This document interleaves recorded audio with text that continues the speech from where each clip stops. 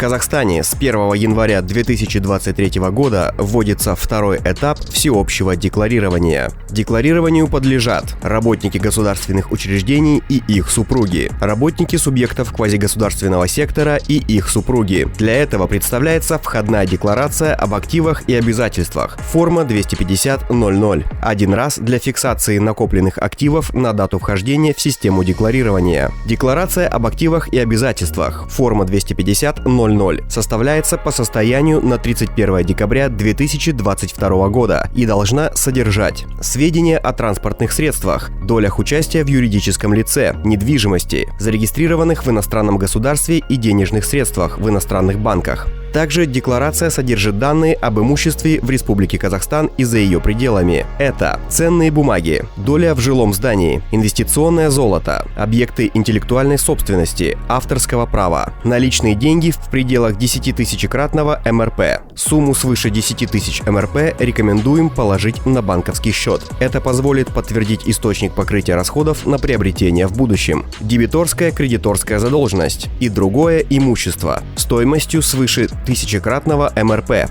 Срок представления декларации установлен на бумажном носителе не позднее 15 июля, в электронном виде не позднее 15 сентября. Декларацию можно предоставить в электронном виде через кабинет налогоплательщика посредством мобильного приложения ЕСАЛЫК Азамат, портал электронного правительства ЕГОВ, а также на бумажном носителе в явочном порядке, в орган государственных доходов либо в ЦОН, через почтовую организацию. Всеобщее декларирование используется как инструмент для приумножения социальной поддержки населения и справедливого налогообложения. Всеобщее декларирование позволит снизить уровень коррупции за счет повышения эффективности контроля за незаконным обогащением отдельных лиц. Всеобщее декларирование – обеспечение прозрачного финансового будущего нового Казахстана.